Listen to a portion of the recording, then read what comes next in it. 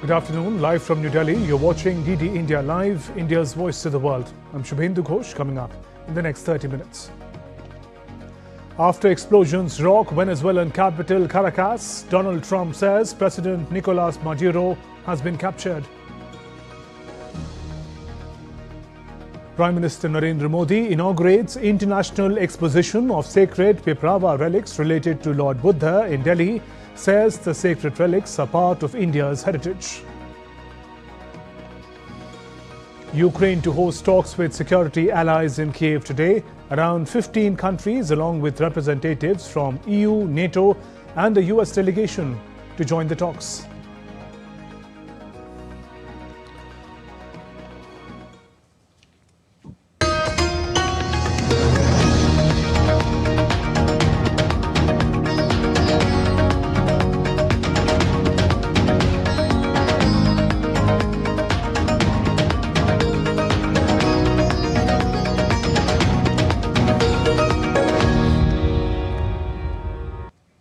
The US has struck Venezuela and captured its president, Nicolas Maduro, who has been taken out of the country. US President Donald Trump said on Saturday. Earlier, explosions, loud noises and columns of smoke were heard and seen in the Venezuelan capital, Caracas, in the early hours of Saturday, and southern area of the city near a major military base was without electricity. A video showed multiple blasts lighting up the night sky, followed by loud explosions and columns of smoke rising. Meanwhile, a huge naval and aerial presence has been established in the Caribbean, including the aircraft carrier USS Gerald R. Ford and other warships. The US has not made such a direct intervention in Latin America since the invasion of Panama in 1989 to depose military leader Manuel Noriega. There was no immediate confirmation from the Venezuelan government. The US has accused Maduro of running a narco state and rigging an election. The Venezuelan leader who succeeded Hugo Chavez to take power in 2013 has said Washington wants to take control of its oil reserves, the largest in the world. US President Donald Trump announced in a social media post on Saturday that President Maduro has been captured after the United States carried out a large-scale strike against the country. Maduro and his wife have been captured and flown out of the country, Trump said in his post on social media website Truth Social. Donald Trump added he would give a news conference at about 1600 GMT at his Mar-a-Lago residence in Florida, where he's nearing the end of two-week Christmas and New Year's vacation. Meanwhile, Venezuela's Defense Minister Vladimir Padrino has said that they will resist the presence of foreign troops. As President Donald Trump said, Venezuelan President Maduro has been captured and has been removed from the country. Russian Foreign Ministry has reacted, saying that Russia was deeply concerned and condemned an act of armed aggression against Venezuela committed by the United States, adding further that in the current situation it is important to prevent further escalation and focus on finding a way out of the situation through dialogue. Cuban President Miguel Diaz-Canel has condemned what he calls a criminal attack by the United States on Venezuela. He demands urgent action from the international community to defend Venezuela's sovereignty. On social media, Diaz-Canel wrote, Cuba's zone of peace is being brutally assaulted, and denounced what he called state terrorism against the brave Venezuelan people. Defense Minister Vladimir Padrino also warned that Venezuela will resist any foreign military presence, echoing long-standing calls for national sovereignty. And DD India correspondent Akshay Dongre now joins us live with more. Akshay, unprecedented developments in Venezuela. Donald Trump says Nicolas Maduro that has been taken up is being condemned by several countries, not only in the region but with kind of concerns being expressed from around the world. Akshay, it will be useful for our viewers as to what led to this dramatic escalation by the United States against Venezuela. Well, it has been in the making since 1998 when Hugo Chavez became the president. He, some years later into his presidency, he declared himself a socialist, anti-imperialist, and questioned the policies of the US government. Then he remained in power, and after his death, when Nicolas Maduro came, he continued with that policy. In fact, even in 2019, breaking all ties with the United States, also expelling many of the diplomats that were there in Caracas. In retaliation, US had expelled Venezuelan diplomats, and the tensions escalated. And since 2019, the United States government does not recognize Nicolas Maduro as the head of state. Instead, going and moving towards the National Assembly that is there, and their leader that has led to a lot of tensions. In fact, the breaking up of ties was also because of the United States declaring the National Assembly president as the leader of the country instead of Nicolas Maduro. That had led to this rift. So the tensions had more or less escalated or remained on a boil for the last 2 decades. In fact, more than that. But the situations escalated after the second term of Donald Trump that called the regime of Nicolas Maduro a narco-terror group accused Nicolas Maduro of himself running a huge cartel and exporting drugs to Venezuela. Then we saw there were reports coming in that several of the boats that were there in the waters near the United States were blown up with Donald Trump and Pete Hegseth accusing them of being of terrorists. And in fact, since then the tensions have been there at quite an alarming height. But now what we are seeing is unprecedented. The leader of a country, of an independent country, flown out like this is in fact quite concerning for the entire region. Right. Akshay, little is known about the actual sequence of events, although we have those visuals of explosions rocking Caracas early this morning. But the question now is, what happens next? I mean, who is in command if Maduro is gone, as Donald Trump says he is? Well, it's quite speculative at this point in time that what's going to happen. But if anything that we have learned from the United States tensions with Cuba is that people are not going to take this sort of move lightly. Nicolas Maduro, though he was called an authoritarian leader, a dictator by the United States, he had his own following in his own country. People still saw him as many of the people, if not all, saw him as their leader. And also, the big elephant in the room remains that Venezuela has the largest proven oil reserves in the entire world, even more than Saudi Arabia. There were experts that were pointing out that if in any way there is a regime change in Venezuela, more favorable government comes to Venezuela and does a trade with the US as far as oil is concerned, then the sort of dependence that US has on Middle East for at least their oil reserves goes down by quite a margin. That will give US its own sort of independence to act in the region. But what we are seeing right now is quite distressing for the world that has seen several of these kind of conflicts erupting in the last 1 decade, including the Ukraine-Russia crisis. Then we have a crisis already taking place in the Middle East and other regions as well, in Africa. But now the world's biggest military power getting involved. President Donald Trump's social media post. But the international reactions coming in now. Russia has condemned US military actions in Venezuela. Akshay, your comments on that. International reactions are now pouring in. Cuba, earlier we know Colombian president was the first to raise alarm, and now Russia has condemned US action. Are there measures that the international community could take against this action besides condemnation? Well, it seems that that's going to be it as far as the action, the sort of condemnations are concerned, because there is, highly unlikely that any country is going to get involved in this very murky, decades old rivalry that has been going on there in the region. But very interesting to note that today there was a large delegation. In fact, yesterday, now according to Venezuelan time, a large Chinese delegation that was in the country that was headed by the Chinese special envoy to the Latin American countries. They had signed multiple memorandums of understanding and were coming to, in fact, even in hundreds agreements. Both the countries, Venezuela and China, were going to sign several deals on trade, on the economy, on sort of possibly crude oil and other kind of resources that Venezuela has, and the sort of money that China could have provided. Akshay, would just interrupt you for a moment.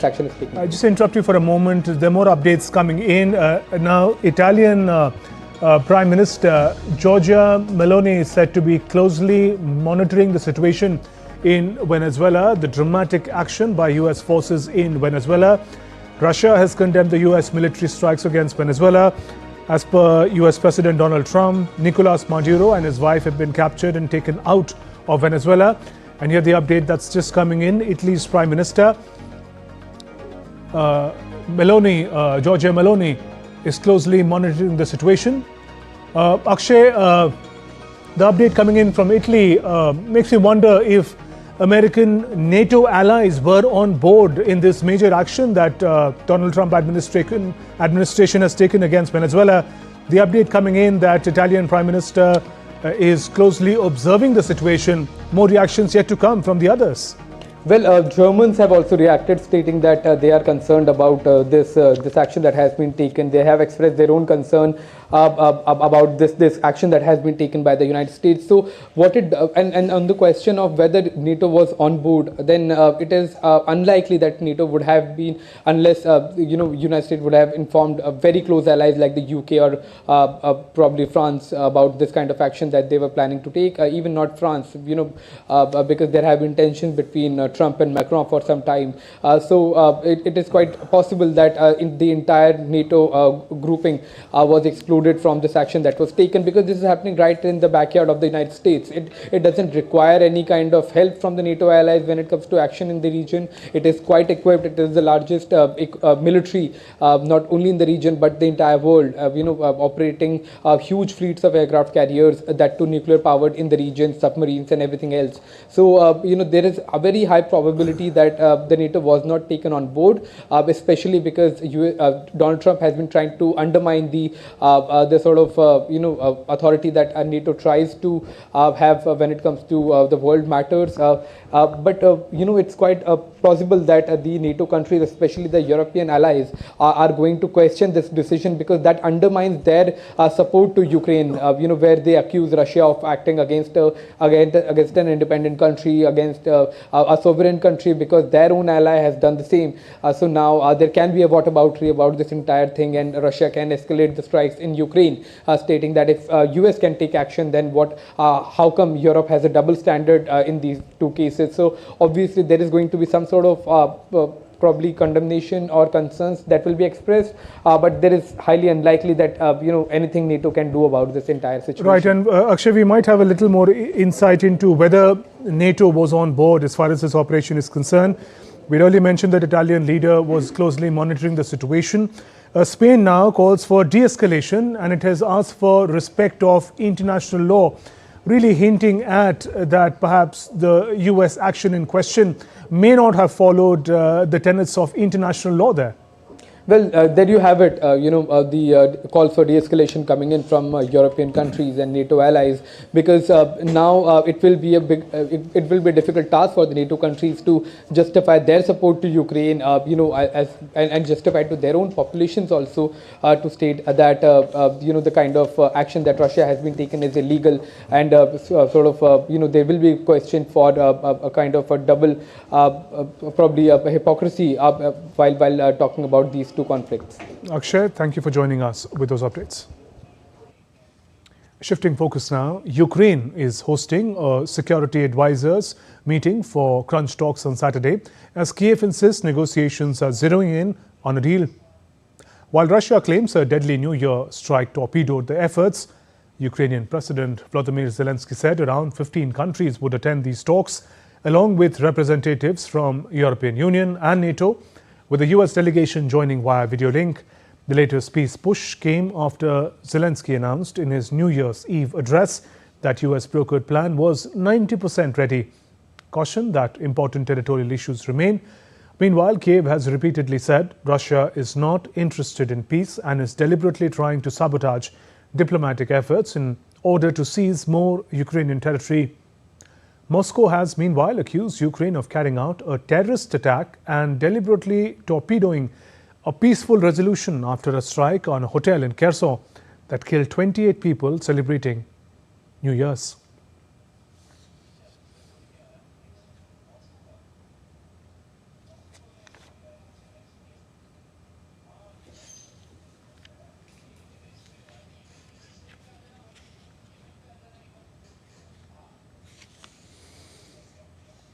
In other news, Yemen's UAE-backed separatists announced a 2-year transition to independence on Friday, despite reporting 20 casualties in airstrikes from a Saudi-led coalition trying to roll back their weeks-long offensive across the country's south. A separatist military official and medical sources reported 20 fighters dead in air raids on 2 military bases, as the coalition also targeted an airport and other sites. The bombardment and surprise independence bid follow weeks of tensions between Saudi Arabia and United Arab Emirates over the separatist Southern Transitional Councils or STC land grab. Yemen, which was divided into north and south from 1967 to 1990, could again be split in two if the STC's independence plan comes to fruition. It would call the new country South Arabia. STC president said the transitional phase would include dialogue with Yemen's north, controlled by Iran-backed Houthi rebels, and a referendum on independence. But he warned the group would declare independence immediately there was no dialogue or if southern Yemen was attacked again. Iran is witnessing widening protests amid economic strain and public discontent, with unrest spreading across multiple cities. More on this, DD India correspondent Vinod Kumar joins us from Dubai. Vinod, how did the protest escalate from across Iran, from a local merchant strike into a nationwide political movement? What began on December 28, 2025 as a strike by bazaar merchants in Tehran has within days turned into a violent political movement spreading across the country. By today, that is January 3, 2026, protests have reached 22 of Iran's 31 provinces, with reports of government buildings being targeted, widespread strikes and confirmed deaths as security forces intensify their crackdown. The immediate trigger has been the unprecedented fall of the Iranian rial, which has plunged into a record low of around 1.4 million to the US dollar. The economic crisis has been compounded by the impact of last year's war with Israel and renewed international sanctions. Food prices have surged sharply, and major markets in cities such as Tehran, Isfahan and Kermanshah remain shut as traders refuse to operate amid growing uncertainty. Clashes have been reported in several regions, particularly in rural and minority-dominated areas. Rights groups say that at least 7 to 10 protesters have been killed so far. Dozens of activists and student leaders have also been detained in the past 2 days. President Masoud Pezeshkian, who initially called for a dialogue, has since adopted a tougher tone as security operations had expanded. Iranian officials have rejected the remarks, cautioning that any foreign intervention would further destabilize West Asia. This is Vinod Kumar for DD India from Dubai. In Bangladesh, a Hindu businessman has died after being attacked and set on fire in Shariatpur district. A 50-year-old Hindu businessman, Kokon Chandra Das, died on Saturday while undergoing treatment in Dhaka for burn and stab injuries. Police said he was attacked on Wednesday night while returning home in an auto rickshaw. According to investigators, assailants stopped the vehicle, assaulted him with sharp weapons, robbed him of cash, poured flammable liquid on him and set him on fire. The victim jumped into a nearby pond to save himself, was rescued by local residents. He was taken to a hospital and later shifted to Dhaka due to critical injuries. Doctors say around 30% of his body was burned. Police said victim identified 2 attackers before his death. A case has been registered and investigations are ongoing. The killing has renewed concerns over recent attacks on members of the minority community in Bangladesh.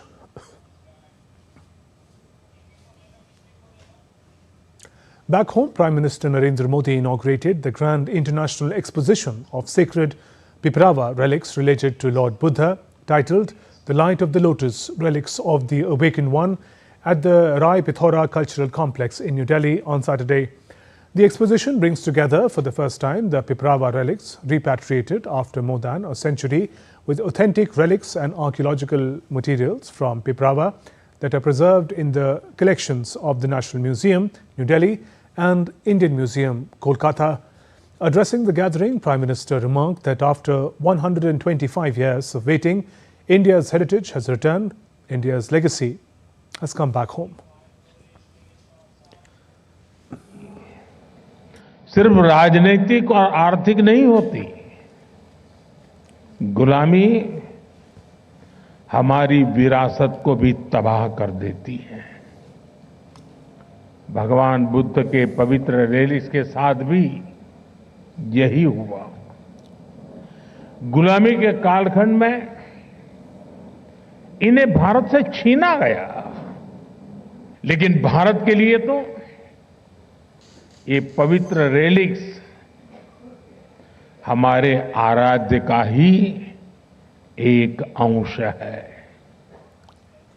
हमारी सभ्यता का अभिन्न अंग है। Prime Minister Modi also visited the historic exhibition that reunites the sacred relic jewels of Lord Buddha taken away during the colonial era with Piprava relics and jewels preserved at the National Museum, New Delhi and Indian Museum, Kolkata. The Piprava relics were discovered in 1898, are amongst the earliest and the most historically significant relics, deposits directly connected to Lord Buddha. Archaeological evidence associates the Piprava site with ancient Kapilavastu, widely identified as the place where Lord Buddha spent his early life prior to renunciation. In a big blow to left-wing extremism, security forces have killed 14 Maoists, including wanted ultras Mangtu and Hunga Matkam, in separate encounters in Chhattisgarh, Sukma and Bijapur districts in Bastar region on Saturday. While 12 Maoists, including Mangtu, were neutralized by security forces during an exchange of fire in Sukma, the bodies of two Maoist cadre, including Hunga Matkam, were found in the forest of Gaganapalli village in Basagura, Bijapur. According to officials in Bijapur, the forces recovered one SLR rifle and one 12-bore rifle along with bodies of two Naxalites. A senior police official said the encounter broke out in the southern region of Sukma district when the team of security personnel was out on anti-Naxalite operation. Last year, 285 Maoists were gunned down in separate encounters with security forces in Chhattisgarh. Some weather updates now. Several areas across the country are witnessing intensified cold day conditions with dense fog affecting visibility and causing significant disruptions. India's weather agency has issued red alert for Haryana, Chandigarh and Punjab as cold day conditions are likely at isolated areas until January 9th. According to the agency, minimum temperatures in national capital is expected to be around 7 degrees Celsius, maximum about 18 degrees Celsius. Meanwhile, rail services across large parts of northern India were running behind schedule and a few rescheduled as dense fog conditions prevailed over several states, severely reducing visibility and affecting normal movement.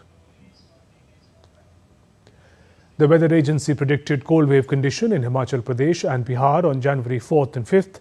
A yellow alert has been issued for Himachal, Uttarakhand, Jammu and Kashmir, Rajasthan, Madhya Pradesh and several other states. A harsh and unusually dry winter continues across northern state of Himachal Pradesh with no snowfall recorded so far this season. Shimla, the state's capital, is witnessing falling temperatures, making mornings and evenings increasingly bitter. Residents say the cold feels sharper, forcing many to stay indoors. A harsh and unusually dry winter continues to grip large parts of Himachal Pradesh, intensifying cold conditions in the absence of snowfall that once defined the season. Shimla, the state capital, is among the worst affected by the prolonged dry spell. With no snowfall or rain recorded so far this winter, the hill town has been witnessing a steady dip in temperatures. Residents say the cold has become noticeably sharper over the past few days, particularly during early mornings and evenings, forcing many to remain indoors and alter their daily routines. मौसम बहुत ज़्यादा ठंड है। 2-3 दिन से बच्चे खेलने भी नहीं जा पा रही है ठंड की वजह से। बर्फ भी नहीं पड़ रही है, वरना होता ही बर्फ की वजह से ठंड में थोड़ी कमी हो जाती है, पर बर्फ भी नहीं पड़ रही है। According to many city residents, the absence of snowfall over the past few years has altered the character of winter in Shimla. disrupting the natural temperature balance and making the cold drier and more severe. इन दिनों में तो वैसे ही पड़ते हैं जी, सर्दी का मौसम है तो हर जगह गर्म कपड़े ही पड़ते हैं, मगर बड़े अफसोस की बात है पिछले 2-3 साल से शिमला में बर्फ नहीं पड़ रही, जिसका इंतजार सारे सैलानियों ने किया, लोगों ने किया कि अभी तक बर्फ ना पड़े। बर्फ पड़नी बहुत जरूरी है, इसमें सूखी ठंड है। शिमला में तो बल्कि बरसात भी नहीं हुई है, वरना बरसात होनी भी जरूरी है। इससे सूखी ठंड से लोगों को वायरल हो रहा है, खांसी हो रही है और नुकसान हो रहा है इस चीज का। मौसम तो जी ठीक है, लेकिन 1-2 साल से बर्फ नहीं पड़ रही है, सूखी ठंड ज्यादा पड़ रही है। सूखी ठंड की वजह से काम करना भी मुश्किल हो जाता है। सुबह शाम की कुछ ज्यादा ठंड है और ऐसे तो 25 दिसंबर तक बर्फ पड़ जाती थी, तो उससे थोड़ा सा कम ठंड होती थी, लेकिन सूखी बर्फ ना पड़ने की वजह से ठंड सुबह शाम की बहुत ज्यादा है। According to the Meteorological Department, last month was the 6th driest December in Himachal Pradesh since 1901. The state received a staggering 99% deficit of rainfall in the month. That's all for this edition of DD India Live. Let us know your thoughts on the news of the day. For those on the go, you can get all the latest news and updates from India and across the world on DD India mobile app. This app is available on both Android and iOS platforms. Scan this QR code on your screens and download now. We'll be back with more news as it breaks here on DD India. I'm Shubhendu Ghosh from all of us here in Delhi. Thanks for watching DD India Live. Namaskar.